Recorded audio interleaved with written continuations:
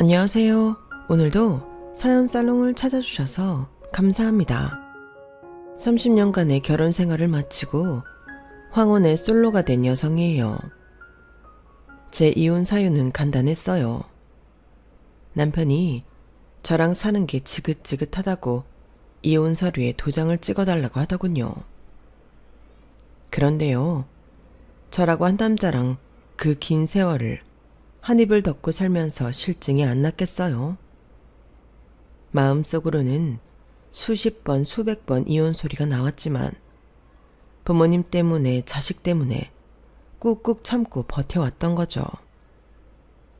말이 30년이지 생각해보면 다시 돌아오지 않을 금쪽 같은 시간들이잖아요. 그 꽃 같은 내 청춘을 이기적인 남편놈과 염치 없는 시댁 식구들 위해 쓴 것도 억울한데 누가 누구한테 이혼 소리를 꺼내요. 아주 간이 배 밖으로 나온 거죠. 그래서 이 인간이 원하는 대로는 절대 안 해주려고 끝까지 버틸까도 생각했는데 하루는 우리 며느리가 신발장을 열어보더니 그러더라고요. 어머님, 마음에 안 드는 구두는 평생 가도 안 신어요. 신발장만 차지할 뿐이죠. 그땐 버리는 게 상책이에요. 살 때 들인 돈 아깝다고 생각해봐야 소용없다니까요. 차라리 버리고 그 자리에 새 구두 사서 놓으세요. 어머님 마음에 쏙 드는 예쁜 구두로요. 며느리 입에서 나온 그 말에 무릎을 쳤어요. 그래, 어차피 마음 뜬 영감탱이 붙잡고 살아봐야 어디다 쓸 데도 없는데 뭐하러 볼 때마다 한숨 쉬고 사나 싶더라고요. 이참에 싹 내다 버리고 새 인생 살자고 생각했죠. 그래서 이혼 서류에 도장을 찍어주기로 했어요. 그런데 이놈의 인간이 끝까지 지저분하게 나오지 뭐예요. 얼마나 열받던지 없던 정도 다 떨어지더라고요. 오죽하면 이 나이에 제가 이렇게 사연을 다 보내겠어요. 아주 공개적으로 개망신을 주고 싶다니까요. 생각해보면 제가 마음에도 없던 남자와 결혼을 하게 된 건 다 제 친정아버지 때문이었어요. 남편을 제 짝으로 이어준 사람이 저희 아버지거든요. 아버지가 원했던 제 짝의 조건은 돈도 아니고 직업도 아닌 건강이었어요. 오래도록 제 곁을 지켜줄 수 있는 사람을 원하셨거든요. 거기에는 그럴 만한 이유가 있었어요. 저희 부모님은 자식 없이 사시다가 40이 넘어서야 저를 얻으셨거든요. 친정어머니가 저를 가지셨을 때 나이가 40이셨어요. 아버지는 46이었고요. 아내의 임신 소식을 듣고 아버지는 무척 기뻐하셨지만 한편으로는 걱정이 되셨대요. 아무래도 두 분 나이 때문이었죠. 제가 20살이 될 때면 저희 부모님은 두 분 모두 환갑을 넘긴 나이가 되실 테니까요. 그때 친정어머니가 그러셨대요. 나오는 데 순서 있어도 가는 데는 순서 없다잖아요. 젊은 부모라고 자식 곁에 오래 있어준다는 보장이 있나요? 우리가 운동 열심히 하고 몸에 좋은 것도 많이 먹으면서 우리 아이 옆에서 오래오래 살아주면 되지 않겠어요? 정 그렇게 걱정이 되면 명이 긴 반려자로 짝지어주면 되죠. 뱃속에 아이가 사내라면 안사람 보살핌 받으며 살면 되고 계집애면 남편 그늘에서 살면 되는 거니까요. 그러니 너무 걱정 말아요. 어머니의 말에 저희 아버지는 제 신랑감을 구할 때 건강하고 명이 긴 남자를 찾으셨어요. 그렇게 선택된 남자가 바로 제 남편이었죠. 남편은 딱히 뭐 하나 내세울 거 없는 사람이었지만 선천적으로 건강만큼은 누구보다 자신 있는 사람이었어요.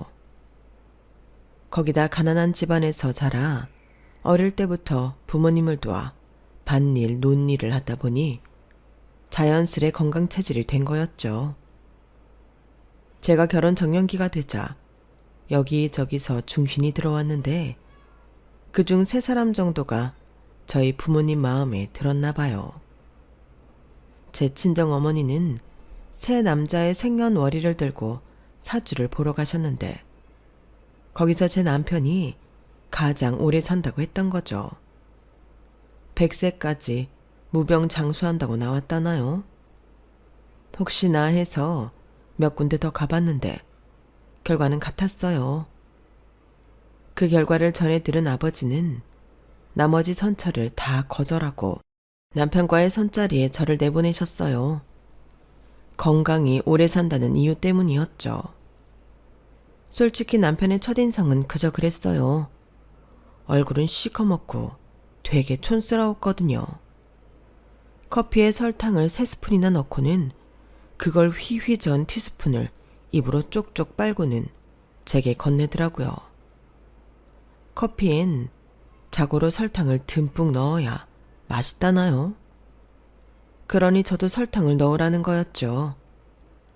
제가 반응이 없자 남편은 자기 입으로 쪽쪽 빨던 티스푼으로 설탕을 떠서는 제 커피에 넣고 휘휘 저어주었어요. 차마 더럽다는 말을 할 수가 없어서 고맙다고 말하곤 커피에는 입도 안 댔죠. 그리고 내꾸진 커피잔만 쏘아보고 있었는데 앞에서 후루룩거리는 소리가 요란하게 나는 거예요. 그 소리의 주인공은 남편이었어요. 뜨거운 커피를 후후 불어가며 온갖 호들갑을 떨면서 마시는데 안 그래도 주말이라 호텔 라운지엔 선보러 나온 사람들로 북적이고 있었는데 그 사람들 시선이 순식간에 저희 테이블로 쏟아진 거예요. 다들 입가를 실룩거리며 키득거리더군요. 그 바람에 저는 얼굴이 당근처럼 빨개졌는데 정작 그 사단을 일으킨 남편은 너무도 태어난 거예요. 캬, 커피 맛 좋다. 역시 서울은 뭐가 달라도 다르네요. 서울은 고등학생 때 수학여행으로 처음 와봤어요. 와, 그때 엄청 놀랐잖아요. 차도 많고 반딱반딱거리는 것도 많고 아주 정신이 없더라고요. 이번이 2번째 서울 여행이에요. 좋은 놈이 출세했지. 선 본다고 우리나라에서 제일로 좋은 호텔에도 와보고. 선희 씨는 서울 사람이라 이해가 안 되죠? 난요, 고등학교 졸업하고 회사에 취직하고도 줄곧 시골에서만 살아서 그런가 서울이 참 낯설고 그러네요. 근데요, 아까부터 사람들이 우리를 쳐다보는 것 같은데 내가 촌놈인 걸 눈치채는 거 아닐까요? 비록 사람이 채신머리도 없고 매너라고는 눈곱만큼도 없는 사람이었지만 순박한 모습이 싫지만은 않았어요. 그날 선본 얘기를 집에 가서 했더니 아버지가 그러시더라고요. 됐어. 그만하면 사윗감으로 충분해. 뺀질뺀질한 것들보다는 남자는 자고로 투박하고 뚝심 있는 놈이 진국인 거야. 그놈이 대학은 안 나왔어도 머리가 좋아서 박사장 회사에서 일 잘하는 걸로 유명한 모양이더라. 시골리기 전에 서울로 데려와서 내 밑에서 본격적으로 일 가르쳐야겠어. 아버지, 저 이렇게 시집가고 싶지 않아요. 아직 대학 졸업도 안 했고 결혼은 내 마음에 드는 남자랑 하고 싶다고요. 이 녀석이 또 그런다. 선이야, 우리가 살면 얼마나 살겠냐. 하나뿐인 딸내미 옆에 듬직한 사위 만들어놔야 나도 네 엄마도 마음이 편하지 않겠어? 사내놈 다 거기서 거기다. 명 길고 건강한 놈이 최고야. 울어도 보고 단식도 해봤지만 이번만큼은 부모님이 마음을 바꾸지 않으셨어요. 그래서 대학교 3학년 가을 학기 때 결혼식을 올리고 말았죠. 원래 결혼식은 남편 고향에서 하기로 했었는데 식을 올릴 예식장도 마땅치 않았고 무엇보다 저희 쪽에 비해 시댁 쪽 하객이 얼마 안 돼서 그냥 서울에서 올리기로 했어요. 당연히 결혼식 비용과 시댁 하객들을 모시고 오는 차편, 식사비 등은 저희 쪽에서 지불했죠. 사실 남편은 맨몸으로 장가를 들었다고 해도 과언이 아닐 정도로 아무것도 해오지 않았어요. 하고 싶어도 할 형편이 안 되었거든요.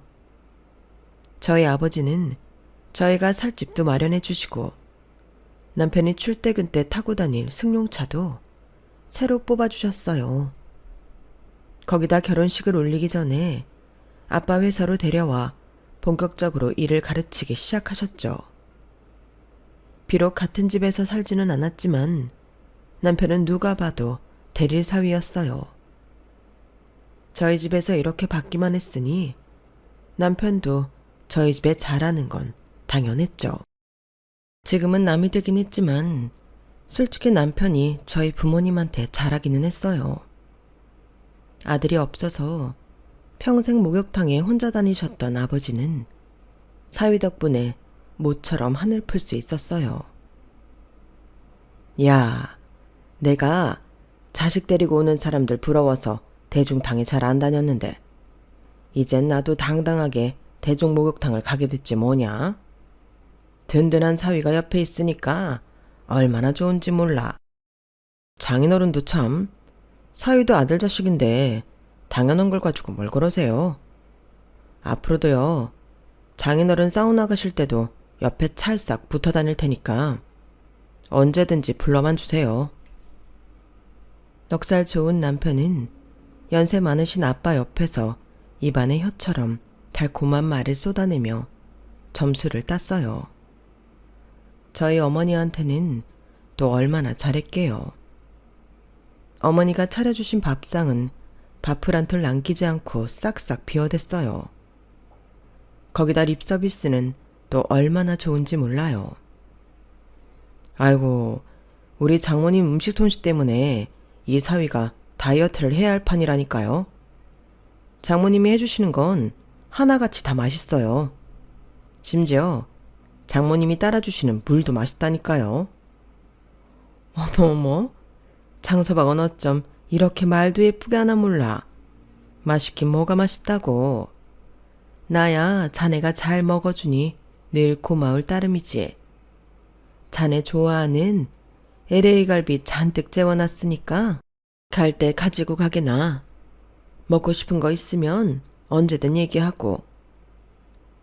장인한테는 회사를 물려받고 장모한테는 사시사철 몸에 좋은 보양식부터 온갖 산의 진미를 얻어먹는 남편이 참 신기하기도 하면서 한편으로는 얄밉다는 생각이 들었어요.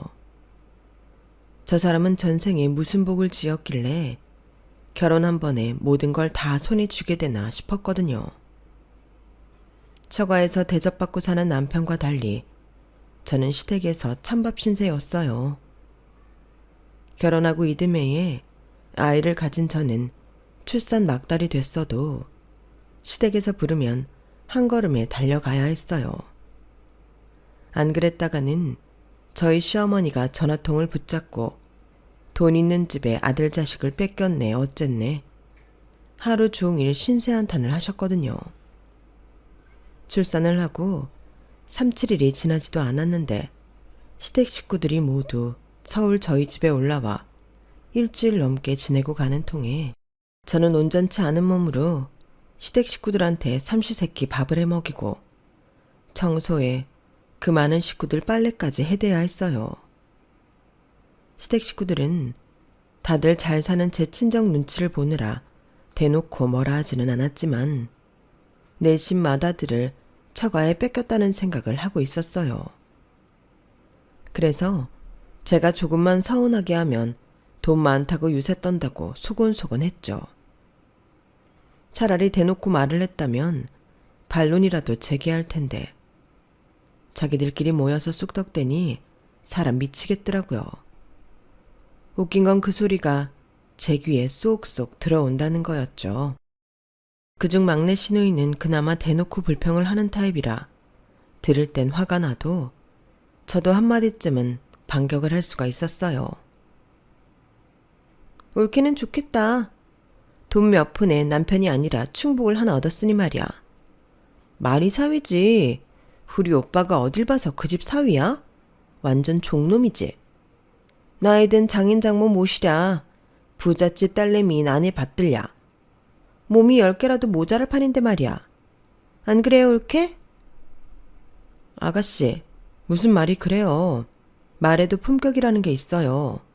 같은 말이라도 그렇게 하면 안 되죠. 그리고 아가씨 말대로라면 아가씨 오빠는 우리 집 종놈이라는 얘긴데, 그럼 아가씨랑 아버님 어머님 그리고 도련님들은 뭐가 되겠어요? 종놈 가족이면 다들 종 아니겠어요?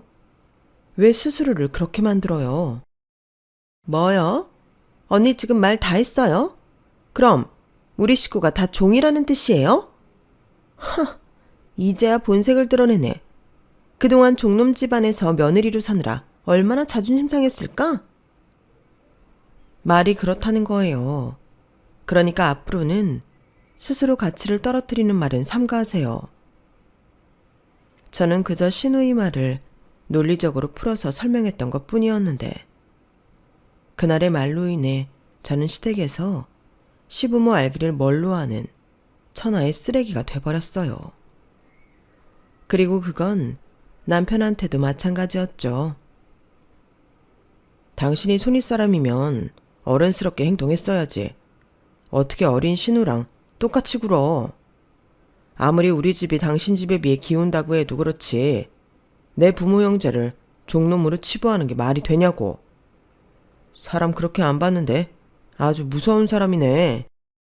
여보, 그런 뜻으로 한 소리가 아니잖아요. 아가씨가 됐어. 듣기 싫어. 당신 속마음이 어떤지 알았으니까 변명 따위 할 필요 없다고. 이래서 10길 물속은 알아도 한 길 사람 속은 모른다는 거야. 어떻게 한 입을 덮고 살면서 이럴 수가 있어? 당장 본가에 전화해서 사과드려. 제 말은 들으려고 하지 않고 자기 여동생 말에만 귀를 기울이는 남편이 야속했지만, 시간이 흐르면 이런 오해도 사라질 거라고 생각했어요. 그런데 사람 마음이 다 저 같지만은 않더라고요. 시간이 흘러도 시댁 식구들은 여전했거든요. 변하길 바랐던 시댁 식구들 마음은 그대로인데 뜻밖에도 엉뚱한 사람 마음은 변하더라고요. 바로 제 남편이었죠. 저희 부모님한테 그렇게 잘하던 남편이 제 친정아버지가 돌아가시자마자 이전과는 완전 다른 사람으로 변해버린 거예요. 회사도 자기 수중에 들어갔겠다. 이제 무서울 게 없었던 거예요. 하루가 멀다고 드나들던 제 친정은 명절에도 온갖 핑계를 다 대가며 발길을 끊었고, 심지어 저희 어머니가 유방암으로 병원에 입원해 있을 때도 회사 일이 바쁘다는 핑계로 문병 한 번 오지 않았어요. 당신, 사람이 어떻게 이래요? 다른 사람도 아니고 장모가 중병으로 입원을 했는데 어떻게 코빼기 하나 안 비쳐요? 우리 아버지 살아계실 땐 하루가 멀다 하고 뻔질나게 드나들던 사람이. 이 사람아, 내가 놀면서 안 갔나? 회사 일이 바쁘니까 어쩔 수 없었다고 했잖아. 그리고 요즘 의술이 좋아서 유방암 정도는 병도 아니라고. 별것도 아닌 일에 일하는 사람한테 전화해 시간을 뺏어? 그러고도 당신이 내 와이프야? 암튼 바쁘니까 전화 끊어. 이 일로 친정 어머니는 저만큼이나 많이 실망하셨어요. 이게 다 내 탓이다. 내가 네 짝으로 명이 긴 놈을 찾아주자는 말만 안 했어도 장서방 같은 사람이랑 네가 결혼할 일은 없었을 텐데. 다 내 탓이야. 어머니도 참, 그게 왜 어머니 탓이에요. 그리고 그이가 지금까지 우리 집에 잘했잖아요. 자기도 아버지 자리 맡아서 하려니 책임감 때문에 더 저러는지도 몰라요. 그러니까 너무 서운해하지 마세요. 말은 그렇게 했지만 속으로는 매정한 남편한테 너무 서운했어요. 차라리 내가 지금이라도 회사 일에 뛰어들까 하는 생각이 들 정도로 고양이한테 생선을 맡긴 이 상황이 불안하고 마음에 들지 않더라고요. 비록 돌아가신 아버지를 이어 대표 자리에 올랐지만 사주는 친정 어머니였어요. 그래서 그런가 남편은 회사 내에서 자기 사람을 만드는데 주력하더라고요. 장모 죽고 나면 바로 회사를 자기 손에 넣을 수 있게 하려는 작당이었죠. 친정 어머니가 유방암으로 수술을 하셨을 때만 해도 사실 몇 년 못 사실 줄 알았어요. 연세도 있으셨고 3기 가까운 시기에 수술을 한 거라서 걱정이 많았거든요. 그런데 제 아들, 딸이 시집장가를 갈 때까지도 어머니는 정정하셨어요. 식이요법도 하고 요가도 시작하시면서 오히려 수술 전보다 더 건강해지셨죠. 아마도 미덥지 않은 사위 때문에 어머니가 더 기를 쓰고 오래오래 사시려고 노력하시는 게 아닌가 싶더라고요. 친정아버지가 돌아가신 이후 대표 자리에 앉은 남편이 제일 먼저 했던 일은 자기 형제들을 회사에 불러들이는 거였어요. 다들 학벌도 변변찮고 직장 생활이라고는 해본 적도 없는 사람들이었는데도 득채니 뭐니 말도 안 되는 방식으로 입사를 시킨 거죠. 중소기업이라고는 해도 이건 있을 수 없는 인사였죠. 그래서 회사 내부에서 반발도 있었는데 남편은 되려 반발하는 직원을 좌천시키거나 트집을 잡아서 회사에서 내쫓아버렸어요. 그러니 누가 남편 말을 거역하겠어요. 딸랑이 들고 꿀 빨아먹으려는 사람들만 남편 옆으로 찾아들었고 일 잘하고 성실한 직원들은 회사를 나가거나 입을 다물게 된 거였죠. 그렇게 10여 년 가까이 지나는 사이 회사에는 남편 사람들로 가득 찼고 경영은 엉망이 되었어요. 거기다 경제 악화까지 겹치면서 회사 사정은 말이 아니게 되었죠. 남편은 매번 경제 상황 때문에 회사가 기울어진 거라고 말했지만 실상은 그게 아니라는 걸 알고 있었어요. 남편의 말도 안 되는 경영 방식에 참다 못한 아버지 신복들이 저를 찾아와 회사 돌아가는 얘기를 전해주었거든요. 이제 다들 연세도 드시고 회사를 그만두게 되었기 때문에 거칠 것 없이 다 털어놓을 수 있었던 거예요. 선이야, 지금이라도 네가 회사 일에 뛰어들면 어떻겠니? 나야 이제 나이도 들어서 회사를 떠나는 몸이지만 남아있는 사람들을 생각하면 이렇게 회사 문을 닫을 수는 없잖아. 네 아버지가 어떻게 일군 회사인데. 아저씨도 참, 제가 회사 일을 어떻게 해요. 평생 집안 살림만 하던 사람이. 아버지가 널 왜 경영학과에 보내셨겠니? 네 아버지가 허허 실실하는 분 같아도 뼛속까지 사업가인 분이셨다. 당신이 청춘 바쳐서 만든 회사 사위선에 지어주고 가실 분이 아니라고. 아직은 회사에 내 사람들이 조금 있으니까 그 사람들 잘 추스려서 회사 좀 살려봐라. 나도 도울 일이 있다면 언제든 발벗고 달려올 테니까. 그때는 한 귀로 듣고 한 귀로 흘렸는데 얼마 지나지 않아 뜻하지 않게 결심을 하게 될 계기가 생겼어요. 하루는 손녀딸 하원을 시켜야 해서 애 유치원에 갔는데 남편한테 전화가 왔더라고요. 어디냐면서 당장 집으로 좀 오라더군요. 그래 손녀딸을 데리고 허겁지겁 집으로 왔더니 남편이 제 앞으로 서류 봉투를 툭 던지는 거예요. 이게 뭐예요? 묻지 말고 일단 열어봐. 보면 알 거 아냐. 퉁명스럽게 말하는 남편을 보니 좋은 내용이 담긴 건 아닌 것 같았어요. 아니나 다를까 어이없는 서류가 들어있더라고요. 내 건 다 썼으니까 당신 것만 써서 나한테 줘. 접수는 내가 직접 할게. 남편이 건넨 건 다름 아닌 이혼 서류였어요. 뜬금없이 이제 와서 이혼을 하자고요?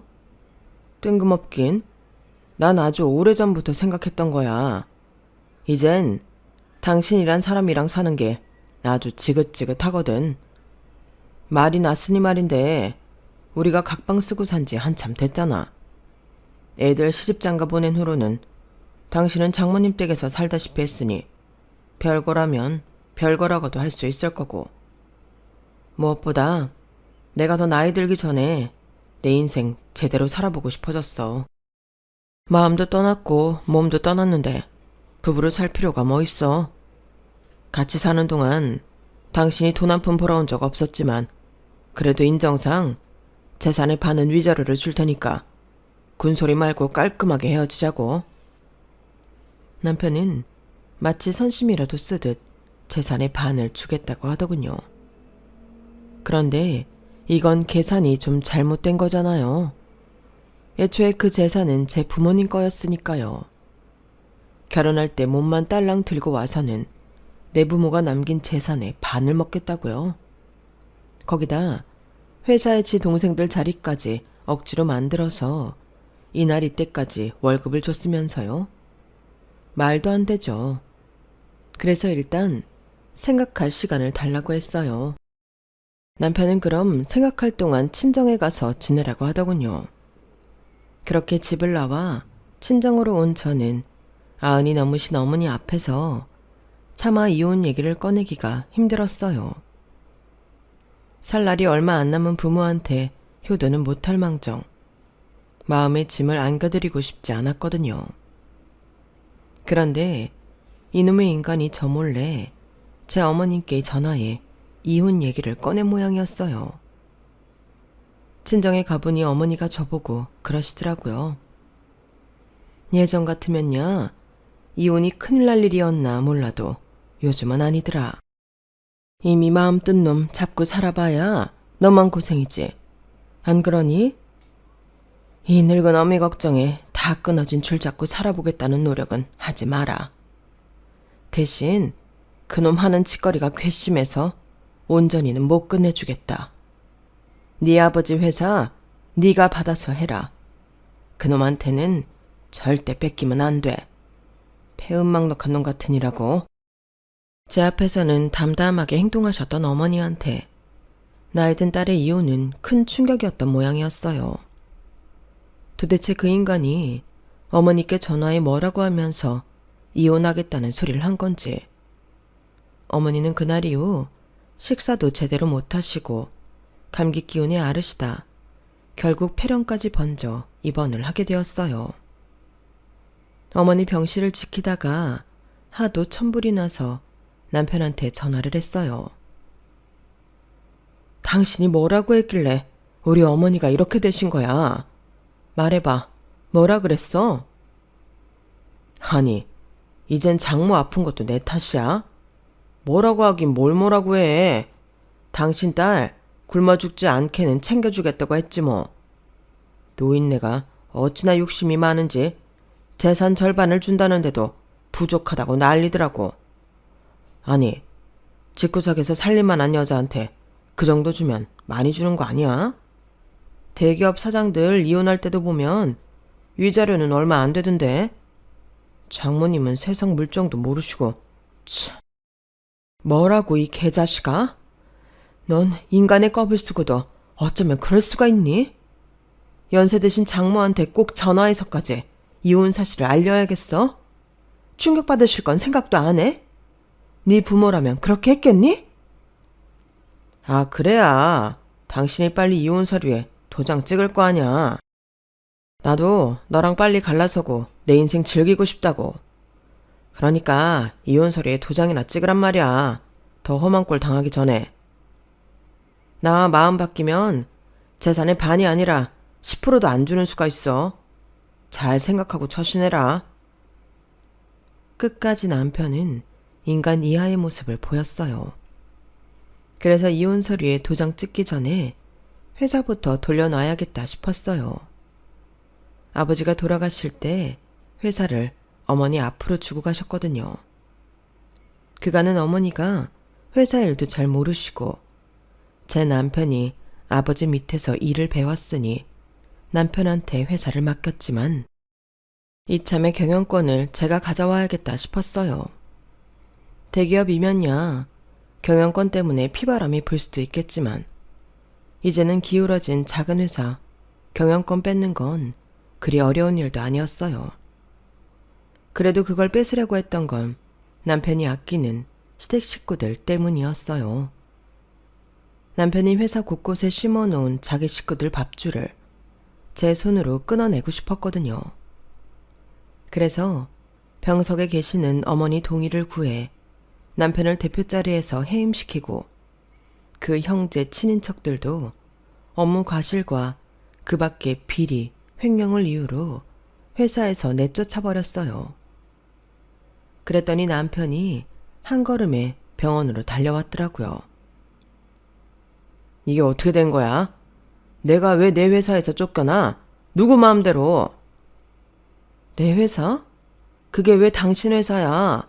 아버지 돌아가실 때 우리 어머니 앞으로 주신 회사야. 당신은 그동안 우리 어머니 동의하에 대표직만 맡았을 뿐이라고. 서류상으로도 그렇게 돼 있는데 몰랐어? 변호사랑 다 상의해서 한 일이니까 토달려거든 소송을 걸어. 아, 그리고 당신의 회사에 끌고 온 떨거지들도 이참에 싹 다 데리고 나가고. 야, 너 아주 웃기는 년이구나.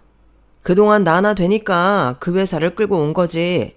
다른 놈이면 진작에 말아먹어도 말아먹었어. 네가 나 없이 회사 경영을 할 수 있을 것 같냐? 어림도 없어.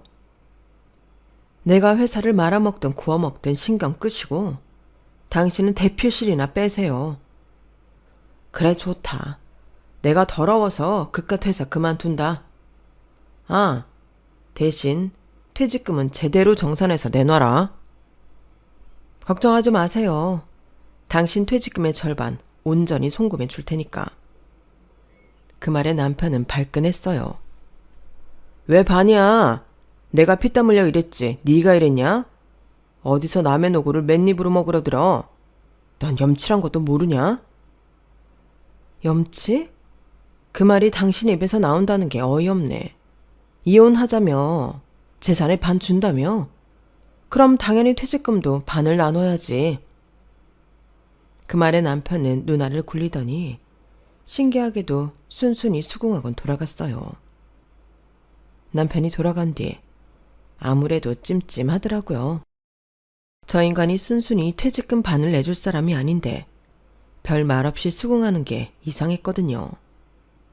아무튼 안 주겠다고 뻗대는 게 아니니 다행이란 생각도 들었어요. 며칠 뒤 친정으로 아들, 딸 내외를 불러 이혼 얘기를 꺼냈어요. 자식들은 생각보다 담담히 받아들이더라고요. 그런데 손녀딸이 대뜸 그러는 거예요. 그럼 나 할아버지 농장에서 말 타기로 한 건 어떡해?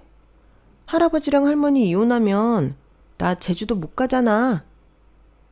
저를 비롯해 아들, 딸 내외는 뜬금없는 손녀딸의 제주도 농장 타령에 의아했어요.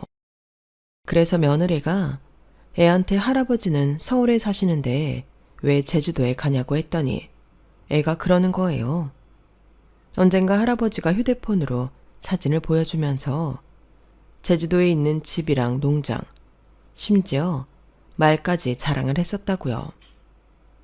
어린애가 한 소리라서 그냥 넘길 수도 있었지만 왠지 그 순간만큼은 촉이 발동되더라고요. 남편이랑 같이 살 때 한동안 툭 하면 제주도로 출장을 갔던 게 떠올랐거든요. 그때 제가 우스갯소리로 제주도에 황금이라도 묻어둬서 자주 가는 거냐는 소리도 했으니까요. 그래서 업체에 의뢰해 남편의 재산 추적을 했어요. 그랬더니 세상에 제주도에 땅이 엄청나게 있더라고요. 남편 명의는 아니었고 죄다 지 동생들 앞으로 해둔 거였어요. 사들인 시점을 따져보니 회사가 기울어지기 시작하던 시점부터였어요. 사람이 말이죠. 의심이 가면 끝도 없는 거잖아요. 그래서 회사 경리과 직원들이랑 달라붙어서 남편의 제주도 부동산이 늘어난 것과 회사에서 빠져나간 돈을 맞춰봤어요. 그랬더니 이게 아기가 딱 맞아 떨어지는 거예요. 그동안 경리과에 지 형제들을 앉혀놓더니 이런 작당을 했던 거였죠. 이렇게 재산을 숨겨놨으니 헛개비 같은 회사도 쉽게 내놓고 퇴직금도 절반이나 내놓겠다고 했던 거였어요. 쥐새끼 한 마리가 남의 집 겉간에 들어와 쌀과 말을 옮겨놓을 줄 누가 알았겠어요. 그래서 이혼 서류에 사인을 해주기에 앞서 그간 남편과 시동생, 시누이가 회사 돈을 횡령한 혐의도 고소부터 했어요. 이 멍청한 인간들이 회사 돈을 옮기면서도 하도 흔적을 많이 내놔서 증거를 찾는 건 쉬운 일이더라고요. 남편과 남편 동생들의 횡령 소식이 알려지자 퇴사한 아저씨 삼촌들이 모두 달려와 수기로 작성된 서류도 찾아주시고 당시 회사 사정에 대한 증언도 해주셔서 소송은 생각보다 쉽게 끝이 났어요. 한몫 단단히 챙기고 이혼을 하려던 남편은 그동안 빼돌린 돈도 몽땅 회사에 토해내게 되었고 저와의 이혼으로 퇴직금도 절반을 내어주게 되었죠. 거기다 남편과 시누이 시동생은 공금횡령죄로 벌금형과 실형을 받게 되었고요. 그제야 남편은 눈물 콧물 빼가며 싹싹 빌더군요. 여보, 내가 그동안 당신 부모님한테 얼마나 잘했어. 그건 당신도 인정하잖아. 내가 비록 회사 돈에 손을 대긴 했지만 그동안 내가 회사 운영하면서 벌어준 돈에 비하면 아무것도 아니라고. 같이 산 시간을 생각해서라도 횡령죄만은 무마해주라. 나를 위해서 그래달라는 게 아니야. 애들을 생각해서 그래달라는 거야. 지 아빠가 횡령죄로 실형을 살면 애들이 지들 처가랑 시집에 어떻게 얼굴을 들고 살겠냐고. 애들 생각해서라도 제발 소송 좀 취하해줘. 내가 이렇게 부탁할게. 흑히고 있네. 누가 누굴 걱정하니? 우리 애들 너 같은 인간 아버지로도 생각 안 해. 너한테 가족은 네 부모랑 형제들 뿐이잖아.